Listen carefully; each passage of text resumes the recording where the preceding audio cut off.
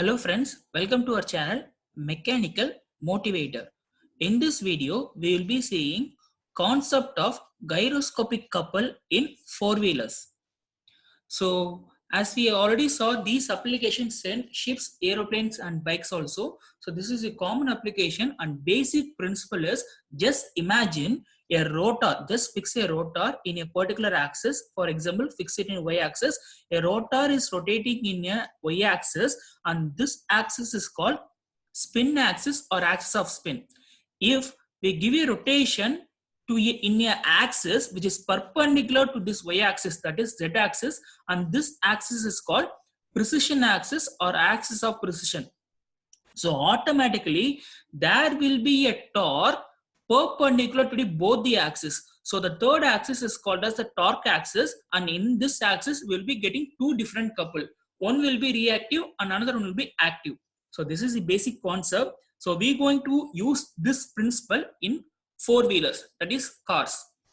So gyroscopic couple, C is the gyroscopic couple, I means mass moment of inertia, omega is the angular velocity, omega p is angular velocity of precision. R is the radius of the disk and omega p formula is V by R. V is the velocity, R is the radius of curvature and I is mass moment of inertia, omega is angular velocity, formula is 2 pi n by 60. So these are the basic formulas. Now we're going to see how gyroscopic couple works in four-wheelers. So just imagine a car having four wheels. So these two wheels are inner wheels. Just imagine the car is going to take a left turn and this is the front end and this is the rear end of the car. These two wheels are the inner wheels and these two wheels are the outer wheels. So this is the wheel base, that is distance from center of the wheel to center of the wheel is wheelbase, and this distance is called wheel track. We will be seeing in detail when we solve a problem. Just by now, just try to understand what all these belongs to. So these are few formulas which we will be using during solving the problem. CO means centrifugal couple, and here we will be having few formulas. Actually, what we're going to do is we're going to calculate what all the forces which will be acting in the particular wheel. Likewise, we will be calculating all the forces which will be acting corresponding to each and every wheel. And finally, once we sum all the forces, we will be getting the total load shared by this particular wheel. Likewise, we will be calculating each and every load which is shared by all the four wheels. So just imagine this is a car and this is the wheel track x. Distance x denotes wheel track and distance y denotes wheel base, and G is the center of gravity. So right now just imagine the center of gravity is at center of the car. So this is a small diagram of the car. Now what we're going to do is the condition is, now I'm giving a small basic condition. Here is a curvature. So just imagine this is a curved part. Now car, what we're going to do is we're going to drive the car and take a left turn in this curved part. So wheel 1 and 3 are belongs to inner, and wheel 2 and 4 will be belonging to outer.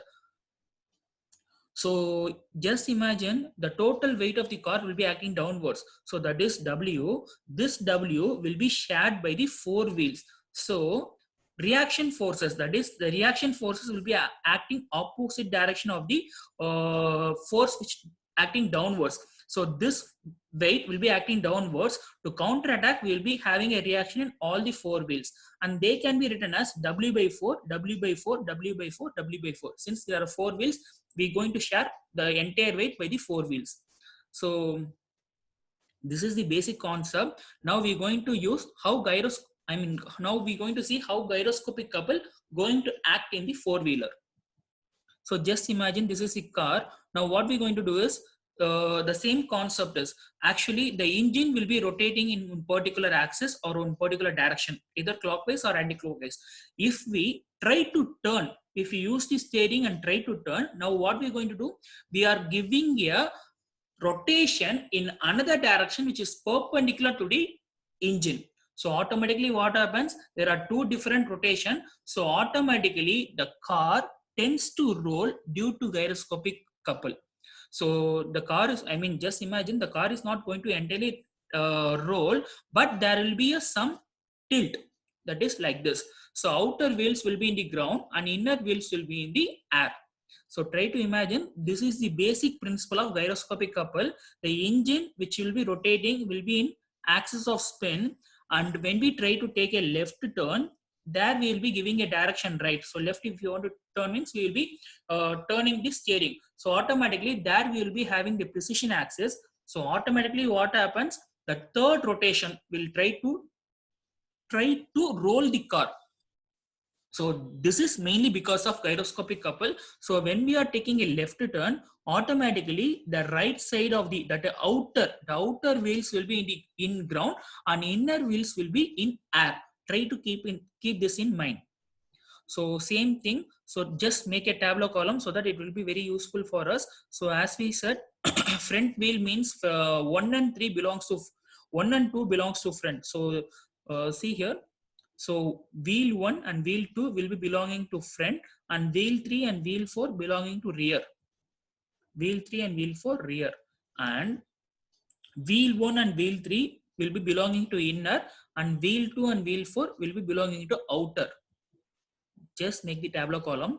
So this is the self weight of the car, entire weight. So this weight will be shared by the 4 wheels. So 1, 2, 3, 4 will be denoting the wheel. So entire weight will be shared by the 4 wheels. So since the center of gravity is acting at the center, we can share the entire thing divided by number of wheels. So W by 4 plus W by 4 plus W by 4. Because the reaction will be acting upwards. So it's positive. If the reaction is acting downwards, means we can put negative. So second thing, so next this is the first force, and the next force is P. So how to calculate P? So try to imagine, now the car is going to take left, and as I already explained, the outer wheels will, you are seeing from the behind, you are seeing from the rear end. So outer wheel of the car will be at ground and inner wheel will be in the air. So since the outer wheel is in the ground, so weight will be acting downwards. To counterattack, the reaction will be acting upwards. The reaction is acting upwards, we have to put plus. The reaction is acting downwards, we have to put minus. So this particular force, this force or reaction will be shared by the 2 wheels, since there are 2 wheels in the outer and 2 wheels in the inner. So P by 2, P by 2. So outer 2 wheels are there, inner 2 wheels are there, but this is positive since its reaction is acting upwards, and here we have to put negative, minus P by 2 for the inner. Reason is the reaction is acting downwards, the weight will be acting upwards. So opposite, we have to give a reaction, right? So reaction is minus P by 2. So for inner put minus P by 2 and minus P by 2. For outer, put plus P by 2 and plus P by 2. Next condition is again coming back. Now try to imagine the car is moving. Car is going to take a left turn. Now what happens is the rear end, that is the rear end will be down and front end will try to lift like this. And you are seeing from the side view. If you are seeing from the side view, just imagine the rear end, both the wheels will be on the ground, and the front end, both the wheels will be in the air. So the rear end, the reaction will be acting upwards. Since the weight is acting downwards, reaction will be upwards, and in front, the reaction will be downwards since weight is acting upward. So for the third tableau column, for force F, what are you going to do? For put rear wheel, it's positive. So rear wheel plus F by 2 plus F by 2. For the front wheel, since it's acting downwards, minus F by 2 minus F by 2. And the third force, how we going to calculate this? Try to imagine you are sitting inside a car. So if the car is taking left turn, see, imagine the car is taking left turn. So automatically what happens? The person who is inside the car will be pushed to the opposite side, to the right side. The car is going to take left turn, you will be falling to the right side. So same way, the outer wheels will be on the ground and inner wheels will be on the air. So if the car is, for example, if the car is taking a right turn, so automatically what happens? You will be pushed to the left hand side, opposite of that. The car takes right turn means you will be pushed to the left side. The car turns left means you will be pushed to the right side. So depending upon that condition, now outer wheel will be on the ground and inner wheel will be on the air. So just whatever you wrote for P, force P, just write the same thing, but only thing is notation is the force is Q. So minus Q by 2 plus Q by 2 minus Q by 2 plus Q by 2, because outer wheels will be on the ground. outer wheels will be on the ground, so I'm putting plus, and inner wheels will be on the air.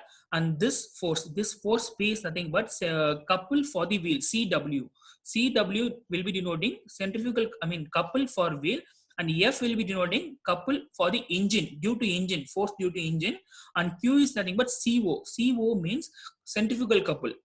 So because of centrifugal couple, we will be pushed to the right hand side. So the car turns left means due to centrifugal force, the person sitting inside the car will be pushed to the opposite side. So based on that, we have derived the entire tabular column for all the force. If they ask us to calculate for what are the forces or load acting on wheel 1, just add all the values, just sum all the values. For wheel 2, just sum all the values. For wheel 3, just add all the values. For wheel 4, just add all the values. So after adding, I'm just writing for inner wheel. Whatever data I got here, I'm just going to write all those data. 4 forces I have wrote. Similarly, for all the 4 wheels, I'm writing whatever data I have derived from the tabular column. And values, numerical values will be given in the problem from the given data.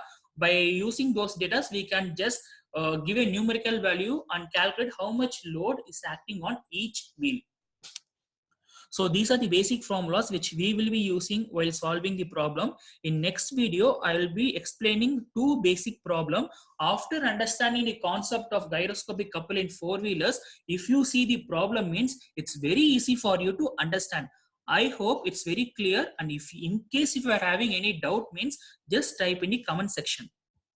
Please do subscribe to my channel Mechanical Motivator and press the bell icon. Then only you will be getting all the videos which I upload. Thanks for watching this video. Have a great day.